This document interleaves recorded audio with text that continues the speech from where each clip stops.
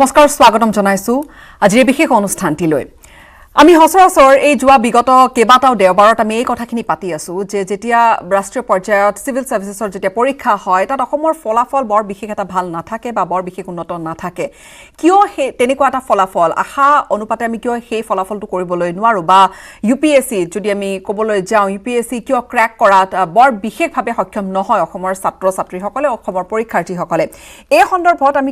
আমি একেলেঠাৰিয়ে এটা campaign news 18 Assam north ইষ্টৰ ফালৰ পৰা আমি এটা কেম্পেইন চলাই গৈছো UPSC conversation let's crack northeast কিন্তু এই গুটেই ক্যাম্পেইনটো চলি থকাৰ মাজত আমি বিভিন্ন জনৰ হৈতে কথাও পাতিছো কিন্তু ইয়াৰ মাজতে কালিৰ দিনটো যেতিয়া মুখ্যমন্ত্ৰী ডক্টৰ হিমন্ত বিশ্ব শৰ্মাই সাংবাদিকৰে জ্যেষ্ঠ সাংবাদিক আৰু লগতে বিভিন্ন সংবাদ প্ৰতিষ্ঠানৰ চেনেলৰ সম্পাদকসকলৰ হৈতে যেতিয়া তেওঁ এক বাৰ্তালাপত মিলিত হৈছিল এটা যথেষ্ট আশাৰ বা তেওঁ ইতিবাচক সঁহাৰি জনাইছিল এই গুটেই প্ৰসংগটো সন্দৰ্ভত যে ৰাষ্ট্ৰীয় এই সিভিল সাৰ্ভিসেছৰ পৰীক্ষা যাতে অসমৰ পৰীক্ষাৰ্থীয়ে ভাল ফলাফল এটা দেখুৱাবলৈ পাৰে তেনেকুৱা এটা চিন্তা চৰ্চা বা তেনেকুৱা এটা ব্যৱস্থাৰ চিন্তা চৰ্চা ইতিমধ্যে ৰাজ্য চৰকাৰৰ ফালৰ পৰা হৈছে কেবিনেটত কিছু কথা আলোচনা হৈছে সবিস্তাৰে হয়তো পৰৱৰ্তী সময়ছোৱাখিনি তেওঁ আমাক হয়তো জনাব বা চৰকাৰৰ ফালৰ পৰা হয়তো জনোৱা হ'ব আমাৰ এই কেম্পেইনৰ মাজতে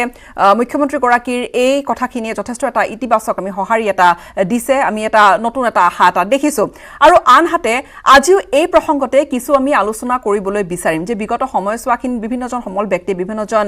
তেওঁলোক অৱসৰপ্ৰাপ্ত বিষয়া হওক বা বৰ্তমান তেওঁলোক চাকৰি কৰি থকা বিষয়া হওক তেওঁলোকে এই ইউপিএসসি ক্ৰ্যাক কৰা সন্দৰ্ভত কি ধৰণৰ টিপছ আমাক দিব বা দি গৈছে এইখিনি কথা আমি পাতি গৈছো আজিও তেনে ধৰণৰ কিছু আলোচনাই কৰিম কিন্তু প্ৰথমে এক প্ৰতিবেদন আগবঢ়াই ল'বলৈ বিচাৰিছো নিউজ 18ৰ এই অভিযানটো লৈ মুখ্যমন্ত্ৰী ডক্টৰ হিমন্ত বিশ্ব শৰ্মাই যি ধৰণে সঁহাৰি জনালে এক প্ৰকাৰ তাত বহুখিনি ইতিবাচক কথা আহি পৰিছে ইউনিয়ন পাব্লিক সাৰ্ভিস কমিশনৰ সিভিল সাৰ্ভিস এক্সামছৰ কাৰণে অসমতে প্ৰত্যাশীসকলৰ কাৰণে এটা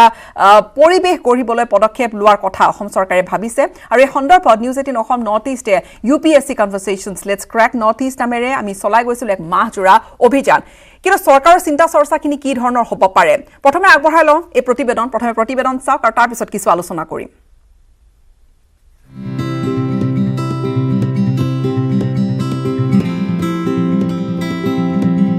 অসমৰ শিক্ষাৰ্থীৰ কেন্দ্ৰীয় লোকসেৱা আয়োগৰ প্ৰশাসনিক সেৱা পৰীক্ষাত নহয় আশাব্যঞ্জক ফলাফল দেশৰ অন্যতম জটিল পৰীক্ষাটোৰ কাৰণে ৰাজ্যত নাই শৈক্ষিক পৰিৱেশ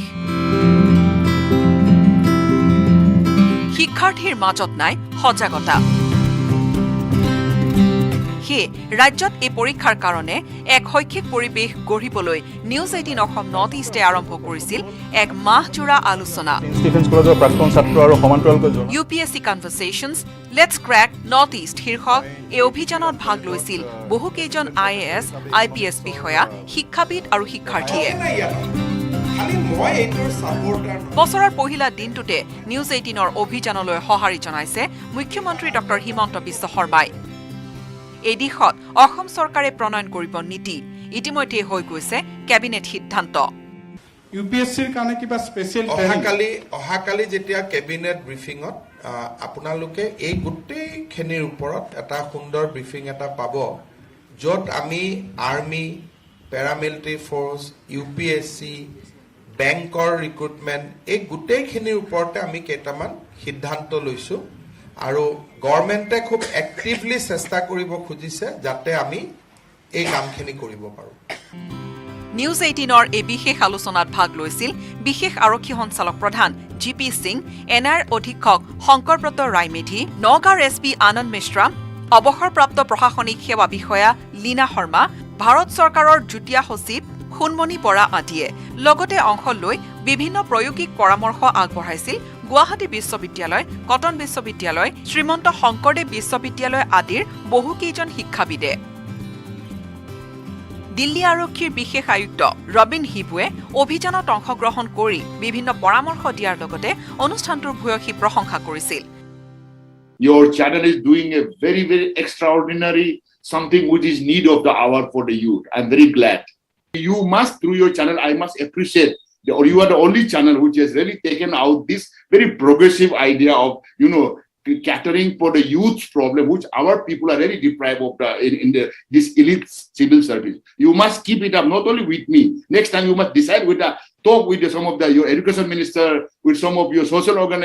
NGOs, and and some of like you, then we can have a very good brainstorming discussion so that society is made aware of that and chief minister can also be roped in. বহুজনে মতামত দিছিল চৰকাৰৰ নীতিগত হস্তক্ষেপ অবিহনে তেনে এক শৈক্ষিক পৰিৱেশ গঢ়া সম্ভৱ নহয় এতিয়া চৰকাৰে কি পদক্ষেপ লয় সেয়া লক্ষণীয় হ'ব news desk report news 18 Assam north east প্ৰতিবেদন আগবঢ়ালো বিভিন্নজনে বিভিন্ন মন্তব্য আগবঢ়াইছে যে ইউপিএসসি পৰীক্ষা ক্ৰেক কৰাৰ সন্দৰ্ভত বা ক্ৰেক কৰাৰ বাবে কি ধৰণৰ হয়তো ব্যৱস্থা হ'ব পাৰে আৰু তেনেকুৱা ধৰণৰ আলোচনা যেহেতু চৰকাৰৰ ফালৰ পৰা ৰাজ্য চৰকাৰৰ ফালৰ পৰা কিছু এটা সঁহাৰি দিয়া হৈছে এটা ইতিবাচক ইংগিত এটা দিয়া হৈছে এই কথাখিনি আৰু সবিস্তাৰে পাতিম আমি ষ্টুডিঅ'ৰ মজিয়াত পেনেলিষ্টসকল আছে চিনাকি কৰাই দিবলৈ বিচাৰিছোঁ প্ৰথমে ষ্টুডিঅ'ত উপস্থিত আছে নিউজ 18 অসম নৰ্থ ইষ্টৰ এছ'চিয়েট এডিটৰ পাৰ্থজ্যোতি বৰা আপোনাক স্বাগতম জনাইছোঁ ইয়াৰ পূৰ্বৰ অনুষ্ঠানকেইটা আপুনি আঁত ধৰিছিল সেই সন্দৰ্ভত আপোনাৰ পৰা জানিম আৰু লগতে মই এতিয়া বাকী অতিথিসকলক চিনাকি কৰাই দিবলৈ বিচাৰিছোঁ ষ্টুডিঅ'ত উপস্থিত আছে বিশিষ্ট লেখক নিবন্ধকাৰ প্ৰদ্যুম্ন গোস্বামী ডক্টৰ প্ৰদ্যুম্ন গোস্বামী আৰু লগতে আছে আমাৰ সৈতে খবৰ কাকতৰ এক্সিকিউটিভ এডিটৰ বিশ্বজিৎ দাসগৰী আপোনাকো স্বাগতম জনাইছোঁ আৰু আমাৰ সৈতে আছে USTMৰ joint director center for competitive এক্সামছৰ তেখেত জইণ্ট ডিৰেক্টৰ আৰু প্ৰদ্যুম্ন ফুকন আপোনাকো স্বাগতম জনাইছোঁ অনুষ্ঠানটিলে মই প্ৰথমে পাৰ্থজ্যোতি বৰা আপোনাৰ ওচৰলৈ আহিম যেহেতু আৰম্ভণিতে কৈছোঁ আপুনি এই মাহজোৰা আমাৰ যি অভিযান আপুনি আঁত ধৰিছিল আৰু বিভিন্নজন সমল ব্যক্তিয়ে বিভিন্ন কথা উল্লেখ কৰিছিল যে আমাৰ সেই টিপছবোৰ কি ধৰণৰ হ'ব পাৰে বা সেই ব্যৱস্থাটো কি ধৰণৰ হ'ব পাৰে অকণমান যদি আমাক ব্ৰিফ কৰে বা চমুকৈ কয় হয় গীতাশ্ৰী আমি আমাৰ আজি যিসকল অতিথি তেওঁলোকৰ পৰা জানিম চৰকাৰ কি ধৰণৰ নীতি গ্ৰহণ কৰিব লাগে কিন্তু মই 5টা শ্ব' এই সন্দৰ্ভত 5টা শ্ব' যিহেতু পৰিচালনা কৰিছিলোঁ কি আউটকাম ওলাল শ্ব'কেইটাৰ পৰা মই জনাব বিচাৰিম দৰ্শকক প্ৰথম দিনাই উপস্থিত আছিলে স্পেচিয়েল ডিজি জিপি সিং তেওঁৰ কথাটো হৈছিলে আমাৰ যিসকল ছাত্ৰ ছাত্ৰী শিক্ষাৰ্থী তেওঁলোকক সপোন দেখুৱাব লাগে তেওঁলোক সজাগ নহয় তেওঁলোকক IS IPS সকল যাতে তেওঁলোকে ৰোল মডেল হিচাপে দেখে তেনে এক ব্যৱস্থাৰ আমি সূচনা কৰিব লাগে তাৰ সমান্তৰালকৈ যিসকল আমাৰ ইয়াং IS IPS সকল আছে উদাহৰণস্বৰূপে কোনোবা এখন জিলাত এজন উপায়ুক্ত আছে কোনোবা এখন জিলাত প্ৰবেশনাৰী অফিচাৰ এজন আছে SDPO হিচাপে বা SDO হিচাপে তেওঁলোকক সমল ব্যক্তি হিচাপে গ্ৰহণ কৰি তেওঁলোকৰ যিটো এক্সপাৰ্টিজ সেইটো আমি ব্যৱহাৰ কৰিব লাগে আৰু সেই গোটেই প্ৰক্ৰিয়াটোত মহাবিদ্যালয় বিশ্ববিদ্যালয় ইনভলভ হ'ব পাৰে কেনেকৈ ইনভলভ হ'ব পাৰে তেওঁলোকক ইনভাইট কৰিব পাৰে চেমিনাৰলৈ তেনেধৰণৰ বহুত পৰামৰ্শ দিছিলে স্পেচিয়েল কমিশ্যনাৰ ৰবিন হিবুৰ মতে আমি টেলেণ্ট হাণ্ট কৰিব লাগে একে বিদ্যালয় পৰ্যায়ৰ পৰা আমি মেধা সম্পন্ন ছাত্ৰ ছাত্ৰীসকলক উলিয়াই আনিব লাগে আৰু তেওঁলোকক এই পৰীক্ষাটোৰ কাৰণে প্ৰশিক্ষণ দিব লাগে তাৰ কাৰণে যিসকল স্থানীয়